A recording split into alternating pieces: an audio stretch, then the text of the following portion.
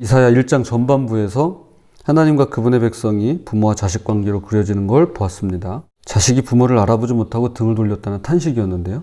오늘 본문에서 그 비유가 바뀝니다. 이번에는 아내입니다.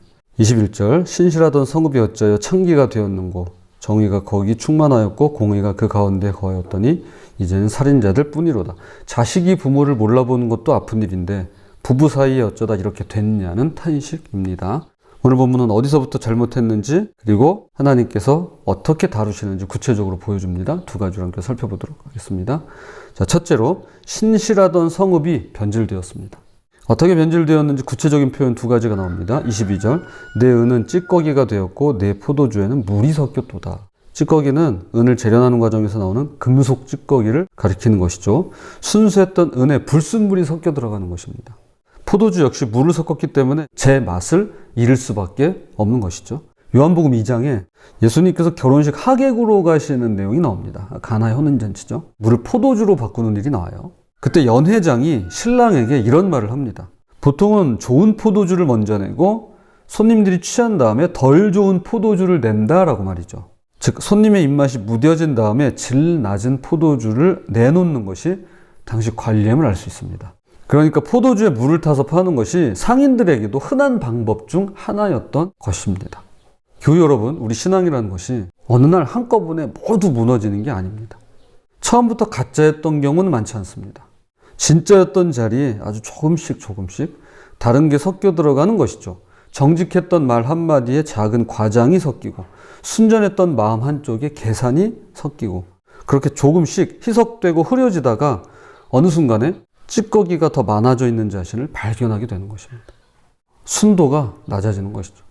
이어서 이 변질이 어디서부터 시작됐는지를 말씀합니다. 23절 내 고관들은 패역하여 도둑과 짝하며 다 뇌물을 사랑하며 예물을 구하며 과를 위하여 신원하지 아니하며 과부의 송사를 수리하지 아니하는도다. 가장 보호받아야 할 사람들의 소리가 가장 힘 있는 사람들 앞에서 묵살되고 있습니다. 흥미로운 건 이것이 이사야 시대만의 이야기가 아니라는 데 있죠. 그럼 왜 자리가 높아질수록 가진 게 많아질수록 오히려 약자들을 더 무시하고 억압하는 걸까요? 버클리대 켈트너 교수는 실험을 통해서 다음의 사실을 발견했습니다. 사람들에게 그저 무작위로 권력을 쥐어주기만 해도 행동이 달라지는데요. 더 충동적으로 변하고 자기 몫의 이상을 가지려고 들고 무엇보다 상대방을 한 인격체로 세심하게 살피던 습관을 중단한다는 것입니다. 그러니까 그냥 권력을 무작위로 그냥 실험인데요. 그러니까 주기만 했는데도 이런 일이 생기더라는 거예요. 즉 자리가 높아질수록 사람이 사람으로 보이지 않고 처리해야 할 업무나 숫자로 보이기 시작하더라는 겁니다. 결국 이사야가 고발하는 고관들은 태어날 때부터 악한 게 아니라 자리가 그렇게 만드는 것인데요.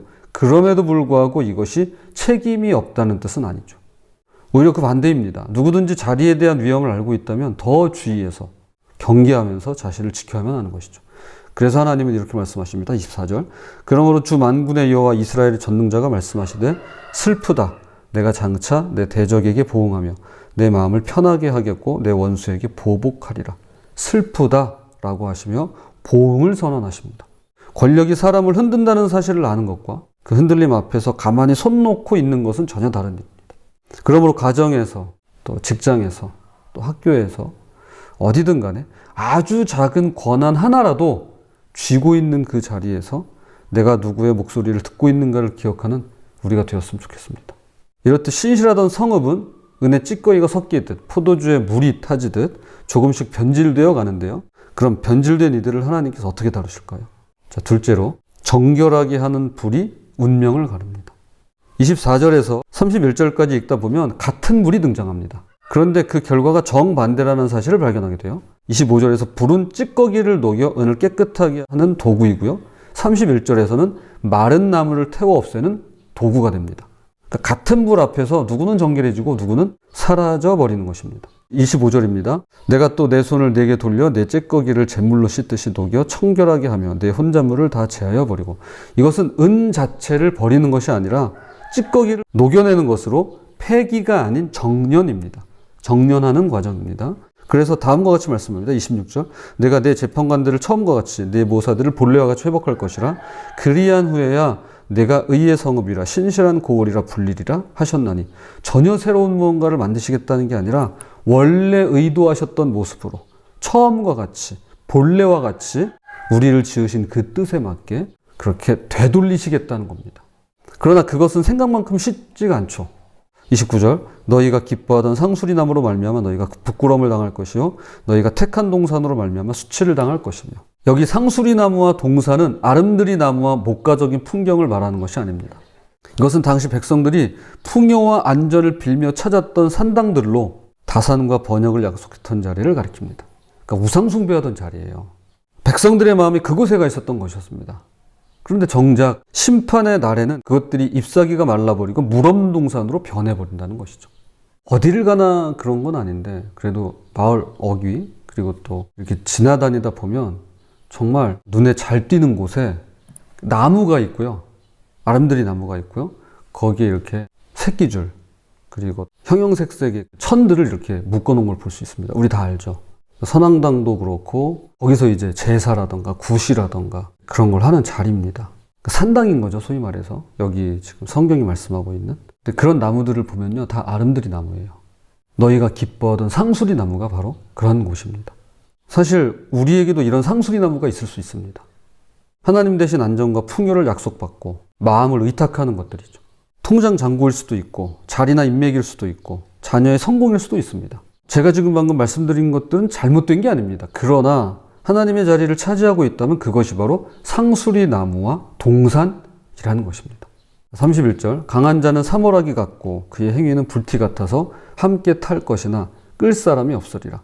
가장 강하다고 믿었던 것이 불티 하나에 함께 타버리고 마는데요. 같은 불 앞에서 정결하게 되느냐 소멸하게 되느냐는 결국 그 앞에서 무엇을 붙들고 의지하고 있느냐에 달려있다는 것입니다. 이제 말씀을 글로 맺겠습니다. 이 모든 것이 이제 한 지점에서 만나게 되는데 바로 27절입니다. 시온은 정의로 구속함을 받고 그 돌아온 자들은 공의로 구속함을 받으리라. 우리 중 누구도 처음부터 순수한 은이었다고는 할 수 없을 겁니다.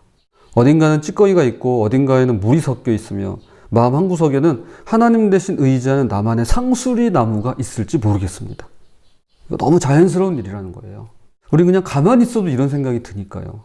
그런데 27절이 말씀하는 정의로운 구속은 우리가 그 찌꺼기를 다 걷어낸 다음에야, 우리가 완벽해진 다음에야 받을 수 있는 것이 아니라고 말씀하는 겁니다. 25절의 불이 우리를 정결하게 하기 위해서는 누군가가 먼저 그 불 속을 지나가야만 하는데요. 우리가 마땅히 지나가야 하는 그 불을 예수 그리스도께서 십자가 위에서 대신 지나가셨습니다. 그래서 우리 대신 죄를 태우셨다고 말씀하는 것입니다. 이제 우리에게는 소멸이 아닌 정결이 되는 것이죠. 갈라디아서 3장 13절입니다. 그리스도께서 우리를 위하여 저주를 받은 바 되사 율법의 저주에서 우리를 속량하셨으니 기록된 바 나무에 달린 자마다 저주 아래 있는 자라 하였습니다. 맥스 루케이도의 하나님이 빚으시는 사람이란 책에는 이런 문장이 나옵니다. 터널은 어둡지만 분명 산을 가로질러 갈 수 있다. 오늘 제목이 여기서 왔습니다. 터널은 어둡지만요, 산을 가로지릅니다. 끝이 아니라 가로질러 통과하더라고요.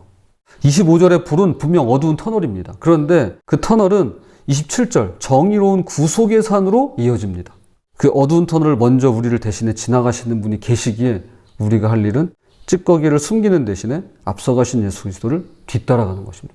내 안에 무엇이 섞여 있는지, 내가 붙들고 있는 상수리 나무가 무엇인지 정직하게 내려놓는 것이죠. 부디 어둠의 터널을 앞서 통과하신 예수 그리스도의 뒤를 따를 때 산을 가로질러서 빛 가운데로 나아가는 저 여러분이 되시기를 주님의 이름으로 부탁을 드립니다.